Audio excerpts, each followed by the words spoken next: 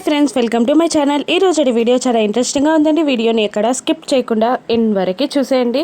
అంజు దగ్గర రణ్వీర్ మోకాళ్ళపై కూర్చొని అంజుని తన చేతులతో తడుముతూ, నిన్ను చూస్తుంటే నా కూతురు దుర్గానే చూసినట్టుందమ్మా అని అంటుంటాడు రణ్వీర్. ఇక అంకుల్, అవును మీ భార్య కోసం మీరు వెతుకుతున్నాను అన్నారు కదా, అంటే మాలాగే మీ కూతురు కూడా అమ్మ లేకుండా పెరుగుతుందా అని అడిగేస్తుంది అంజు. ఇక మీ అమ్మతో నా భార్యని పోల్చకండమ్మా, మీ అమ్మగారు బ్రతికే చివరి క్షణం కోసం మిమ్మల్ని కాపాడుకుంటూ మీకోసం బ్రతికిందని అందరూ అంటున్నారు. కానీ నా భార్య ఏమో భర్త బిడ్డ వద్దు అంటూ వదిలేసి తనకు నచ్చిన జీవితాన్ని వెతుక్కుంటూ వెళ్ళిపోయింది. మీ అమ్మగారు దేవతతో సమానమైతే నా భార్య ఒక రాక్షసమ్మ.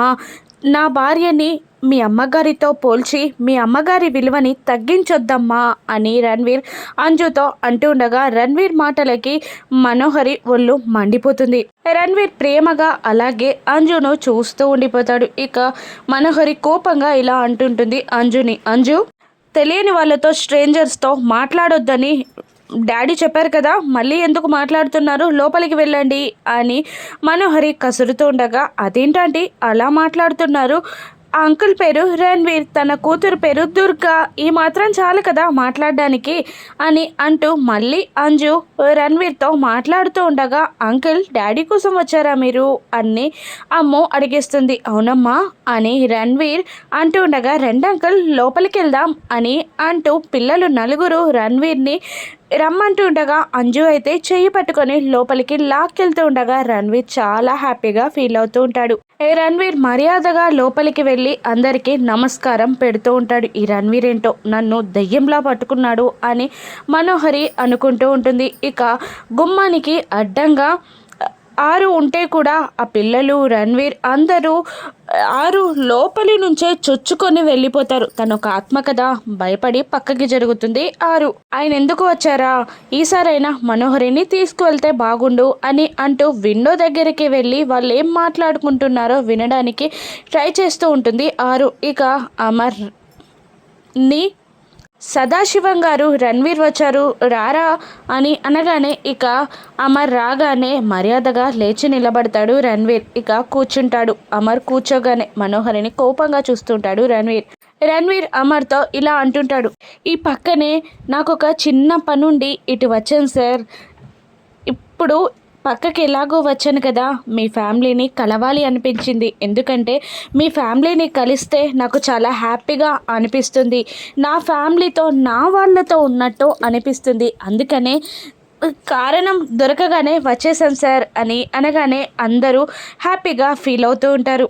ఇక నిర్మలమ్మ గారైతే రణ్వీర్ని ఇలా అడుగుతుంటుంది, నీ భార్య కోసం వెతుకుతున్నాను అన్నావు కదా అబ్బాయి, దొరికిందా అని అడుగుతుంటే ఇంకా లేదు అని అంటూ మనోహరిని కోపంగా చూస్తూ ఉంటాడు రణ్వీర్. రణ్వీర్ కోపాన్ని మనోహరి భయాన్ని గమనించిన బాగి, తొందరలోనే మీరు వెతికే వాళ్ళు మీ దగ్గరికి చేరుతారండి, ఇది నా మనసు కనిపిస్తుంది అని బాగి రణ్వీర్తో అనగానే ఇక థ్యాంక్ యూ జీ, మీరు అన్నట్టు జరిగితే నాకన్నా అదృష్టవంతులు ఎవరు ఉండరు, నేను వెతికే వాళ్ళు నాకు దొరకరేమో అని నాకు చాలా బెంగగా ఉంది అని అంటూ ఉంటాడు రణ్వీర్.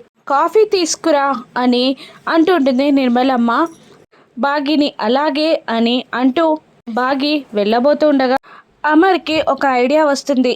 రణ్వీర్ది ఎలాగో కోల్కతా కదా, అంజు దొరికింది అక్కడే కాబట్టి ఆరు కోసం అంజు పేరెంట్స్ ఎవరో తెలుసుకోవాలని రణ్వీర్ని ఇలా అడుగుతుంటాడు. రణ్వీర్, మీరు కోల్కతానే కదా, మీకు కోల్కతాలో అన్ని ప్లేసెస్ తెలుసా అని అడగగానే రణ్వీర్ పక్కనున్న లాయర్, అదేంటి గురూజీ అలా మాట్లాడుతున్నారు, కోల్కతాకి స్వీట్స్ ఎంత ఫేమసో మా సార్ కూడా అంతే ఫేమస్, కోల్కతా అందరికీ మా సార్ తెలుసు, మా సార్కి కోల్కతాలో తెలియని ప్లేసే లేదు అని రణ్వీర్ గురించి కాస్త గొప్పగా మాట్లాడతాడు ఆ లాయర్. ఇక అమర్ అవునా అని అంటూ కోల్కతాలో ఉన్న అనాథాశ్రమం గురించి, మదర్ తెరిసా అనాథాశ్రమం గురించి మీకు తెలుసా అని రణ్వీర్ని అమర్ అడుగుతూ ఉండగా, అయ్యోజీ అలా అడుగుతున్నారేంటి, నిజానికి 1 yearకి ఒకసారి నేను అక్కడ డొనేషన్స్ కూడా ఇస్తుంటాను అని రణ్వీర్ అనేస్తాడు. ఇక మదర్ తెరిసా అనాథాశ్రమం గురించి అమర్ ఎందుకు అడిగాడా అని ఆరు, మనోహరి, బాగి అందరూ టెన్షన్ పడుతూ ఉంటారు. ఇంతలో రణ్వీర్, మీకు అక్కడ ఏదైనా పనుందా, దేనికోసం అడిగారు అని రణ్వీర్ అంటుండగా అమర్ సైలెంట్గా ఉండిపోతాడు. ఇక బాగి, ఎందుకు అడిగారో చెప్పండి, మీకు అనాథాశ్రమంతో పనేంటి అని అడిగేస్తుంది బాగి. అప్పుడు మనోహరి, అమ్మో అమర్ ఎందుకు అడిగినట్టు అని టెన్షన్ పడుతుండగా, నా కోసం అంజు తల్లిదండ్రులకు తెలుసుకోవాలనుకుంటున్నారా అండి, ఆ విషయం నాకు తప్ప ఎవరికి తెలియదు అని ఆరు అనుకుంటూ ఉంటుంది మనసులో. ఇక అందరినీ చూస్తూ అమర్ ఇలా అంటుంటాడు, రణ్వీర్ మీతో కాస్త పర్సనల్గా మాట్లాడాలి అని అనగానే, సరే జీ పదండి అని అంటూ ఆ రణ్వీర్ లేచి పక్కకి వెళ్తూ ఉంటాడు. ఇక బాగి టెన్షన్ పడుతూనే కాఫీ కోసం వెళ్ళిపోతుంది. వీళ్ళు ఏం మాట్లాడుకుంటున్నారో వినాలని మనోహరి కూడా పైకి వెళ్ళి అమర్ రణ్వీర్ల మాటలని గమనిస్తూ ఉంటుంది. ఇక ఆరు పక్క నుండి వీళ్ళ మాటలన్నీ వింటూ ఉంటుంది. సార్ మీరెందుకో మదర్ తెరిసా అనాథాశ్రమం గురించి అడుగుతున్నారు కదా, ఎందుకు జీ అని రణ్వీర్ అడుగుతుండగా, నాకు చిన్న పనుంది అక్కడ, నేను ఒక పర్సన్ గురించి తెలుసుకోవాలి అని అంటుండగా మనోహరి పైనుండి, అంటే కొన్ని రోజులు నేను కలకత్తాలో ఉన్నట్టు ఆరు అమర్కి తెలుసు, అంటే నా గురించి ఏదైనా అనుమానం వచ్చిందా, నేను అక్కడ ఏం చేశానో అని తెలుసుకోవడానికి రణ్వీర్ని అమర్ ఇలా సహాయం అడుగుతున్నాడా అని మనోహరి టెన్షన్ పడుతూ ఉంటుంది. ఇక అమర్ అయితే రణ్వీర్ని, మీరు మీ భార్య కోసం వెతుకుతున్నారు కదా, నాకు కూడా చిన్న హెల్ప్ చేయాలి అని అంటూ ఉండగా, చెప్పండి జీ, మీరు ఏది అడిగినా నేను చేసేస్తాను అని రణ్వీర్ అంటుంటాడు. అయ్యో అలాంటిదేం లేదు, ఆ కోల్కతాలో మీ మనుషులు కూడా ఉంటారు కదా, వాళ్ళని సహాయం చేయమని చెప్పండి చాలు నాకు అని అమర్ అంటుంటాడు. అదేంటి జీ, మీరు ఏదడిగినా నేను చేయడానికి సిద్ధం, కానీ మీరు అలా అడుగుతున్నారు కాబట్టి మీరు ఎవరి గూర్చి వెతుకుతున్నారో నాకు చెప్పండి, ఈవినింగ్ కల్లా వాళ్ళని మీ ముందు నిలబెడతాను అని రణ్వీర్ అంటుంటాడు. అంత పెద్ద సహాయం అవసరం లేదండి, అసలు నేను వెతికే పర్సన్ ఎవరు కూడా నాకు తెలియదు, చిన్న ఐడెంటిఫికేషన్ కావాలి అంతే అని అంటుండగా, అలాగే జీ మీరు అంటున్నారు కదా, మా వ్యక్తులతో మీకు కాల్ చేపిస్తాను అని అనగానే ఇక ఆరు అమర్ ఇద్దరు కూల్ అవుతారు. ఇక ఆరు అమర్ లోపలికి వచ్చాక రణ్వీర్ లోపలికి వచ్చాక, నేను వెళ్ళొస్తాను అని అంటుండగా, పెద్దవాళ్ళిద్దరూ కాఫీ అయినా తాగి వెళ్ళు బాబు అని అంటుంటారు. మరొకసారి వచ్చినప్పుడు తాగుతానండి అని అంటూ ఉండగానే బాగి కాఫీ తీసుకొస్తుంది. ఇక మళ్ళీ తాగుతాను, వెళ్ళొస్తాను జీ అని అంటూ 4 అడుగులు వేసి మనోహరిని కోపంగా చూస్తూ ఇక మళ్ళీ అంజుని రమ్మన్నట్టు సైగ చేస్తాడు. వెళ్ళమ్మా అని నిర్మలమ్మ గారు అనడంతో అంజు రణ్వీర్ ముందుకి వెళ్ళగానే ఇక రణ్వీర్ అంజుకి మోకాళ్ళ దగ్గర నిలబడి, నిన్ను చూస్తుంటే నాకు చాలా హ్యాపీగా ఉందమ్మా, నా వాళ్ళనే కలిసినట్టు అనిపిస్తుంది అని అంటుండగా మనోహరి టెన్షన్ పడుతూ ఉంటుంది. ఇంతవరకు ఎవరిని చూసినా నాకు ఇలా అనిపించలేదు అని రణ్వీర్ అంటూ ఉండగా మనోహరి టెన్షన్ పడుతూ ఉంటుంది. మిగతా వాళ్ళందరూ హ్యాపీగా ఫీల్ అవుతూ ఉంటారు. ఇక రణ్వీర్ తన పర్సులో నుంచి కొన్ని డబ్బులని తీసుకొని అంజుకి ఇవ్వబోతూ ఉండగా, వద్దండి ఇటువంటి డబ్బులు తీసుకోవద్దని మా అమ్మ చెప్పారు అని అంజు అంటూ ఉంటుంది. ఇక పర్లేదమ్మా, నా ఇష్టం కోసం ఇస్తున్నాను, ఇవి డబ్బులు కాదు చాక్లెట్సే, తీసుకో అని రణ్వీర్ అంటుండగా, అయినా వద్దండి అని అనేస్తుంది అంజు.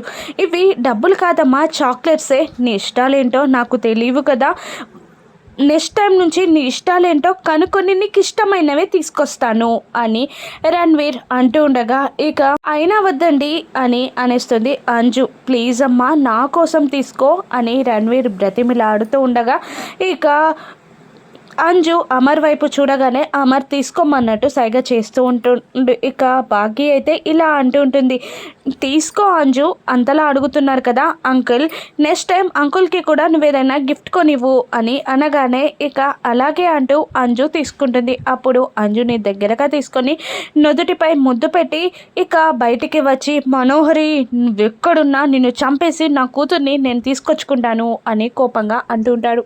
మరోవైపు ఆరు ఆలోచిస్తూ ఉండగా గుప్తా గారు అక్కడికి వచ్చేస్తారు. మీరు మీ డ్యూటీ కరెక్ట్గా చేయట్లేదు, నేను కంప్లైంట్ ఇస్తాను అని ఆరు అంటుండగా నీకు ఇదేమైనా మర్యాదగా ఉందా అని గుప్తా గారు అంటూ ఉంటారు. ఇక నన్ను బాగా చూసుకోవట్లేదు మీరు అని ఆరు అంటూ ఉంటుంది. ఇలా నువ్వు దొంగతనంగా ఇక్కడుంటే నిన్ను చూసుకోవడమే నా బాధ్యత అని గుప్తా గారు అంటూ ఉంటారు. ఇక నాకు ఒక డౌట్, మా ఆయన నా కన్న వాళ్ళ గురించి తెలుసు కూడా ఎందుకు దాచిపెడుతున్నారు అని అంటూ ఉండగా అవి వచ్చే టైం వచ్చినప్పుడు బయటపడతాయిలే, అతనికున్న కారణాలు అతనికి ఉంటాయి అని అంటూ ఉంటాడు గుప్తా గారు. అయినా ఒక్కటి బయటపడితే అన్నీ బయటపడతాయి అనగానే ఆరు షాకొద్దు ఏంటది అని అంటూ ఉంటుంది. ఏం లేదు, నేనేం అనలేదు అని గుప్తా గారు మాట మారుస్తుండగా, లేదు మీరేదో అన్నారు, ఒక్కటి బయటపడితే అన్నీ బయటపడతాయి అన్నారు అని అంటూ ఉండగా ఇక మళ్ళీ గుప్తా గారు ఇలా అంటుంటారు. అయినా నేను వద్దు అన్నా నీ ప్రయత్నాలు నువ్వు చేస్తావు కదా, నీకు తెలిసిన వాళ్ళతో నువ్వు రాబట్టాలి అనుకున్న నిజాలు రాబడతావు కదా అని గుప్తా గారు అనగానే, గుడ్ ఐడియా గుప్తా గారు, నాకు మంచి ఐడియా ఇచ్చారు, మిస్ అమ్మని అడిగి నేను నా పని జరిపించుకుంటాను అని మిస్ అమ్మ దగ్గరికి బరిగెళ్తుంది ఆరు. దేవుడా, నన్ను ఈ బాలిక దగ్గరికి పంపించి నువ్వు పెద్ద తప్పు చేసావు అని అంటుండగా యముండా అని ఆకాశం వాణి వినబడుతుంది. ఇక వంట చేస్తూ ఉండగా ఆరు బాగి దగ్గరికి వెళ్ళి కిచెన్ అంతా చూసి, ఇలా చేసేసారేంటి, ఈ మైక్రోవేవ్ అక్కడ ఉండాలి, వెజిటేబుల్స్ ఇక్కడ ఉండాలి, అన్నీ వీలు ప్రకారం సర్దాను కదా, ఇప్పుడు ఎవరు మార్చేశారు అని అంటుండగా బాగి షాక్ అవుతూ ఉంటుంది. ఏంటక్క ఈ కిచెన్ అంతా మీరు సర్దినట్టు మాట్లాడుతున్నారు, సర్దితే ఆరు ఒక్క సర్దాలి, మీరెందుకు సర్దుతారు అని బాగి అంటుండగా, అయ్యో నేను అదే అన్నాను అంటూ, అదే పెద్ద కోడలు ఉన్నప్పుడు వచ్చాను, అప్పుడు వేరేలాగా ఉంది అని అంటూ ఉంటుంది ఆరు. కాదక్క మీరే సర్దినట్టు మాట్లాడారు ఇప్పుడు అని బాగి అంటుండగా, లేదు నేను అలా అనలేదు, అయినా నువ్వు ఎప్పుడు అలాగే తిక్కగా అర్థం చేసుకుంటావు అని ఆరు అంటుంటుంది. ఏంటో ఒక్కసారి మీతో మాట్లాడితే క్లారిటీ వచ్చినట్టు అనిపిస్తుంది, ఇంకొకసారి ఏమో చాలా కన్ఫ్యూజ్ చేసేస్తుంటారు అని అంటూ ఉంటుంది బాగి. ఇక అవును, మీ అక్క పేరెంట్స్ గురించి మీ ఆయనకి తెలిసినట్టుంది కదా అని అంటుండగా, ఏ అక్క, ఆరు అక్క, కొడైకెనాల్ అక్క, మా అక్క, మీరా అని అనగానే ఆరు అక్క అని ఆరు అనేస్తుంది. అవునక్క, అనాథాశ్రమం నుండి వచ్చాక ఆయన ప్రవర్తనలో వింతగా ఉంది అని అనేస్తుంది బాగి. నాకు తెలిసి మీ అక్క పేరెంట్స్ గురించి ఆయనకి తెలిసినట్టుంది, దాస్తున్నట్టున్నారు, కాస్త గట్టిగా అడుగు అని అనగానే, ఈసారి అడుగుతానక్క అని బాగి అనేస్తుంది. ఇక ఆరు పేరెంట్స్ గురించి అమర్ని బాగి నిలదీస్తుందా. ఇక అమర్ నిజం చెప్తాడా, అంజు తల్లిదండ్రులు మను రణ్వీర్ అని బయటపడుతుందా రాను ఎపిసోడ్స్లో చూద్దాం. Thank you for watching.